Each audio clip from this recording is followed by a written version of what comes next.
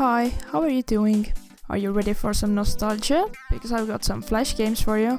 This video was originally supposed to be about old Facebook games, but I kind of forgot that Flash died, so rest in pieces. I remembered playing them in the school library during breaks and spamming the whole Facebook feed with the notifications. And like, out of the 50 that I used to play, only one survived in its Dragon City, so here's me showing my file to you and collecting all my coins. I haven't played this game in like 5 years or more, I think. Moving on to Flash games, I wanna start with the first one that I remember. So imagine this. The laptop looked like something from a fake hacker scene in a movie, and it's even funny to think about the Minecraft-ass looking computer with Windows XP that I used to have a bit later as well. I was probably about 4 years old when I first played this. It's my first memory of a video game ever, and thus the gamer girl was born. I sucked so bad at this game that I made my dad complete most of it. I have since redeemed myself and I completed the whole game all by myself, if you can believe that. I don't know what kind of pizzas Louie was cooking up so that they could occupy a whole apartment building, but I saved them all in the end. Different level types based on floors were really cool. The first one was fields themed, the second one was a jungle, the third one was Pasta Mountain, and the fourth one was the caves. And of course I enjoyed the caves the most because children do be yearning for the mines. In Pasta South World there was a cool hidden easter egg of coins, and they made out the word Flipline Studios who made the game. Here's also some of my progress from the floors if you care. Like, I did collect some of the bonus items, but I was not really going for them, so I did miss quite a few of them. Finally, I made it to the roof. I failed at the boss fight like a total noob. Here's me getting revenge by bonking his minions. I decided buying 69 peppers would fix this issue, and I was right. Haha! Suck it, Onion Man! This game was fun, it was a solid 9 out of 10. So moving on to when I discovered Miniclip thanks to my kindergarten friends. I would say that Nitrome games were the bread and butter of Miniclip games. I probably played most of them, if not all of them, but for some reason Skywire popped into my head first. Turns out it wasn't as good as I remembered. I probably just liked the artwork and the characters. I started beef early on with the pandas and the hippos, and it led me to my demise. This was the first time I felt like a boomer since I gave up at level 16. The hippos beat me fair and square, I have to say. It was interesting to see a reference to the other game, Chick Flick, on level 13. This game gets a 3 out of 10. At least the characters were cute, but it got boring really quick. I'm sure they have better games to play as well. Honestly, if you know any, recommend me your favorite in the comment section. I don't think I ever finished any of the Nitrome games as a kid, since my attention span was 10 seconds and I preferred easier games in the vast sea of endless Flash games. I guess that hasn't really changed. So talking about games I sucked at as a child and still do, next on our list is Fancy Pants. This game I also discovered randomly scrolling Miniclip. The controls were quite hard to get used to. The game is supposed to be smooth and based on momentum, but I was so bad at the controls that I had to do most of the things twice. And when I finally started getting the hang of them, the game was over. The first world didn't have any story either, so I was really contemplating as I struggled and it wasn't the most fun. I still decided to play through the second world as well. This one was way more fun, and it featured a fat Easter bunny, and it had a whole story behind it. As the main character, I of course decided to help the NPCs out. The golfing element was quite cool actually. Although after the first story it got hard enough and I was too lazy to bother for some new pants. The second was much longer, and from the game you can tell it's not the developer's first game. Here are some of my favorite signs for you guys.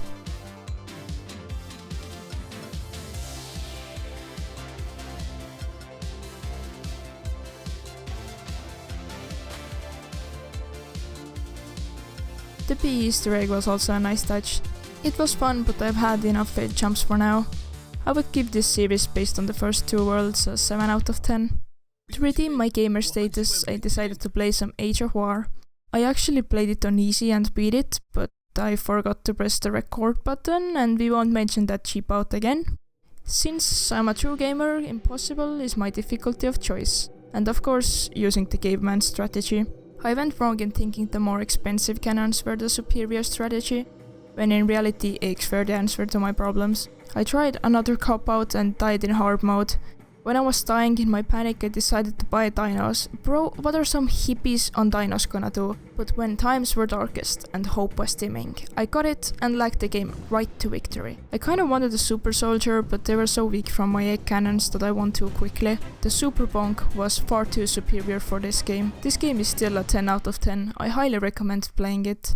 And if not for anything else, then the music is really good. By the way, if you're enjoying this video, share it to your Facebook feed for your grandma to see.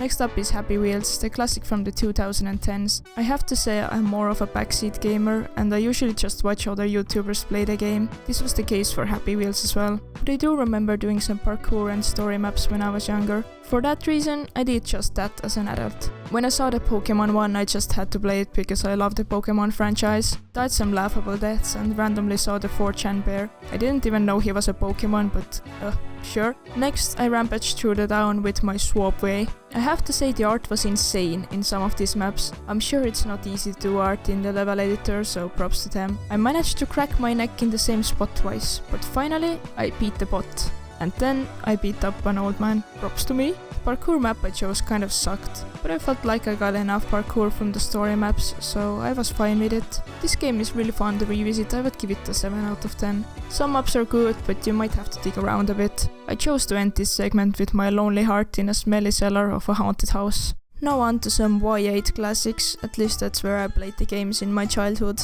Let's start this off with Raft Wars 1 and 2. I have to say this Flash game had the craziest story out of all of these, so I just had to play both of them. First of all, a baby finds diamonds and gold from digging in the sand. I wish I was that lucky, man. And their plan is to buy the whole beach so he can dig more, instead of cashing it out and buying the whole Toys R Us or whatever like a 2-year-old would do with his money. Stupid babies, man. Anyways, then all sorts of people start attacking them.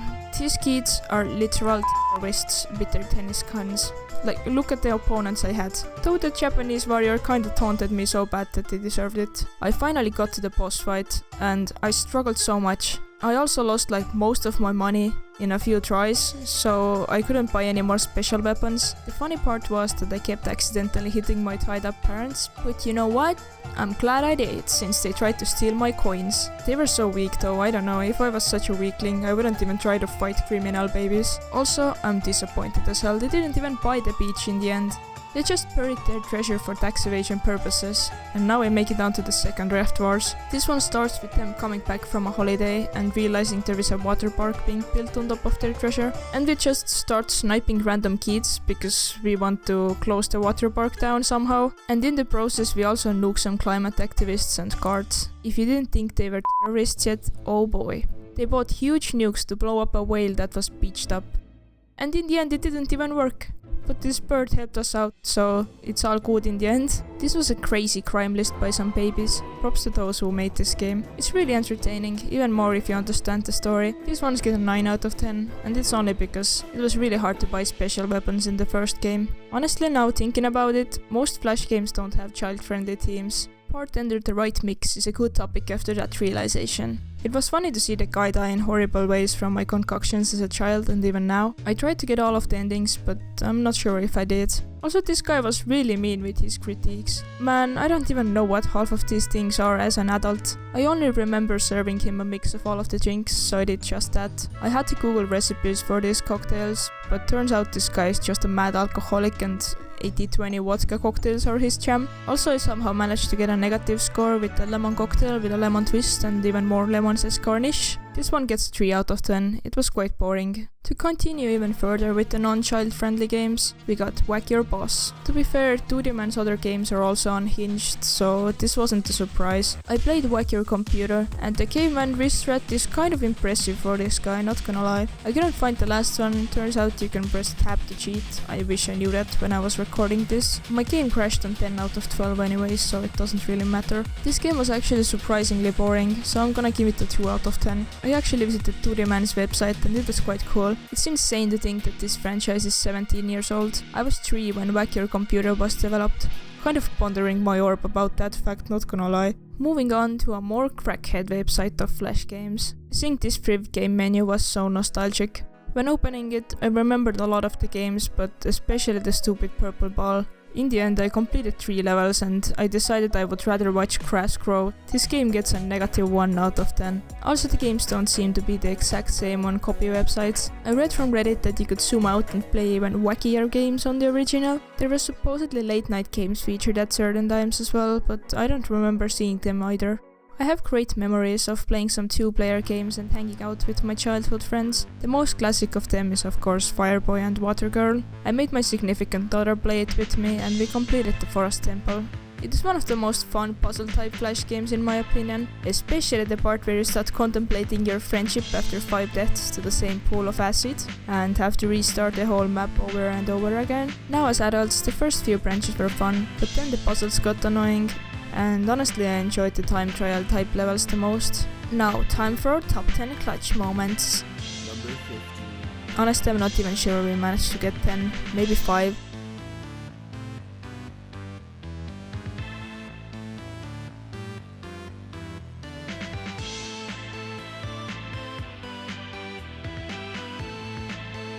I'm really proud of myself, I even broke the game 2 times. Yay! As you can see, I tried to submit an amazing score, but sadly I couldn't. This one gets a 6 out of 10. So, now I have to give a flashing lights warning. And no, I don't mean the Kanye West song. Next up was Boxhead 2-player. I don't even want to know how many hours I have in this game. Surprisingly, my significant other hadn't heard of it. But he also enjoyed the war crimes against me and with me. I couldn't figure out the shoot button for my character for the first round, so I just kind of ran around and let him do all of the work. After that, I kept messing up the buttons as they were all really close to each other. But that turned out to be the most fun we had, because I kept accidentally throwing grenades and stuff like that. And turns out we really like to blow each other up, in various different ways. We played 2 maps in total. Honestly, giving us rockets wasn't a good idea. Also, this is the first house strategy tried by Snowy. The first map was for sure better. The second one we kept blocking ourselves in accidentally or purposefully, when we wanted to bully each other, of course, yes. Snowy's house strat didn't work out too well in this map either, since the landlord came to kick him out. And after that the landlord bullied me. I don't know what I did wrong, but sure. Also, here is how to spot a Minecraft brain. Me building weird constructions with barrels and walls every time I got them. I would give this one a 5 out of 10. It does get a bit repetitive after a few waves, and we mostly had to make our own fun. I have great news for those of you who play shooters. Tired of your regular aim trainer? Try Penguin Diner today. Honestly, I could have become a pro player after 1.5 hours of this. The first levels were fun, but I was hoping for some story, but it didn't have much. I'm gonna save you some time and like 10,000 clicks and tell you the whole story. Basically, Penguin stuck on a mountain, Penguin poor, Penguin need to go home, Penguin work in customer service, and we start in the Hilltop Cafe. We move on to Ice Rink Cafe. A few misclicks, they are even more angry. Gotta pay for stupid managers' new chairs and shit. Then we get to Iceberg Cafe. So many customers, they don't fit into the restaurant anymore, and 20 levels later, you have the money to go back. Yay! I did enjoy staring into customers' souls and making them feel on the edge. Otherwise, this would get a high rating, but it honestly was way too long and too repetitive. Nothing changed at all from the first level to the last one, and even the dishes were the same, so this one gets a 3 out of 10. Talking about Penguin games, let's move on to one of the most beloved Flash games, Club Penguin. I loved these kinds of MMOs as a child. In addition to Club Penguin, I also played Bartender, Animal Jam, and even some Ponfo. While I did enjoy Bartender as a cozy hangout game to talk with my friends, I mean, look at these maps from the wiki I could find. They're so cozy and so cute. In the end, Club Penguin was my favorite, thanks to the various minigames and the aspect of flexing, but more on that later. So here's where my adventure started. The first thing I wanted to do was get a costume, of course. And looking at the catalog, my goal was to get the full Gao outfit, since they only gave me 500 gold and I didn't get to buy the shoes. My adventure after that continued in the dance club, where I was dancing alone. Someone did come in, but they went straight for the dancing minigame. I decided to try it out too, but I sucked so bad. And this purple penguin lied to me and told me I could try something harder. Bro, look at this. Honestly, it's horrible. We are moving on. Next, I went to revisit some of the minigames I remembered from around the map. We started from the mines, because children do be yearning for the mines. Wow, 8 gold closer to my goal. Let's go. I didn't even remember the surfing minigame, but it was quite cool for a while. This time I made 9 gold. I also tried the survival mode of surfing, but I horribly failed. My favorite minigame still is the Hydro Hopper. Look at this sick moves, man. Damn! So many things I jumped over right now. Also, the good job frog betrayed me. I am crying. Stupid ducks. I didn't think I could hate ducks, but here we are. Even though my death was kinda lame, I did manage to get my full cow outfit, and since I was rich as a duck now, I also got a cool Halloween background. This video is not gonna come out by Halloween. With my full cow outfit, I decided to declare war on the Mojo Dojo house. Master Mojo Dojo himself. I got beaten so badly. I did get a win eventually. I thought about getting the black belt for a bit, but it would have taken me like a month, so I decided against it. Maybe in the future, but honestly I don't think so. It has been like 10 years since I played this. As a child my objective was to get all the puffles and the cool igloo, so flexing basically, like I said in the beginning. I did play the minigames, but I guess I focused more on the social aspect of the game. But this was really fun. I highly recommend revisiting. 10 out of 10, especially on Legacy where you get the membership for free. Also, thinking about these games, I realized I have so many neglected virtual pets. Oops. I was told to also make a segment about Cartoon Network Flash games, so I did just that. Even though my childhood Cartoon Network games were only Food Bash, since it was randomly on an Estonian Flash games website. Mango Gobas for those of you who know, rest in peace. Keep yourself safe, Samurai Jack. And some Pen 10 games on Miniclip. I played them both, but they were quite trash. I decided to play Summer Resort, since it seemed to have a special place in a lot of people's hearts. It did not disappoint, and I had a lot of fun interacting with my childhood cartoon characters. My goal was to fix the pool for all of the characters, so I started by looking for the wrench. But before that, I decided to cause some chaos. And after that, I thought I had earned some disco, but oh, never mind. I loved interacting with the environment and seeing the little jokes on the signs. The cute Fitch style game and art style reminded me a bit of Stardew Valley. Honestly, TD is a mood. I want to see the duckies too. The ducks do be saucy in this pond. I finally found the wrench, but the budget on this resort seems really low. Anyways, it turns out you can't patch a hole with a tennis racket, but you can with a sock. Back exploring, I saw a sign that warned me about the volcano. I decided to check it out. To my disappointment, it did not do anything. What the hell did Dexter do with the hammer on a tennis field though? I really hoped the cowboy would give me more valuable information, but I got the banana and used it as a plug for the pipe. This seems like the type of a flash game that you play at 2 AM on a rainy summer night, and for some reason you remember that moment for the rest of your life. The first one was quite quick, and I might play the other parts in the future. I really enjoyed this game, just for the art style and music itself. The quests were also fun, since they were not too easy, but they didn't get annoying either. I'm giving it a 9 out of 10 because the movement was a bit janky sometimes. Here are some bonus games as a thanks for watching so long. I saw a Boneless Girl game on PewDiePie's channel and some other YouTubers I used to watch at that time. I think it was more of a weird discovery and that's why it got so popular. I remember trying to get her stuck between the balls as a child. Honestly glad most kids don't have unrestricted internet access nowadays. It was fun to make her spin around at least. Bonus game number 2 is Santa Pisser. This was just a funny game I discovered while scrolling Flashpoint. I did a few levels at 2 AM, so my mental status was probably not normal. Also side note, I was too lazy to download Flashpoint at first and tortured myself with ads and horrible websites. Be smarter than me. Also hehe, pee joke, laugh, funny. Bonus game number 3 is drumroll please, Office Lover Kiss. I am convinced that this was only fun as a child, because we were so scared of our parents seeing this crap on our screen. But I did get to a score of 69, so yay! If you have made it this far, thank you so much. Most of these games can be found on Flashpoint. I will put a link to it in the description if you would like to play some of these. Hope you enjoyed the video, and if you did, maybe subscribe. Bye!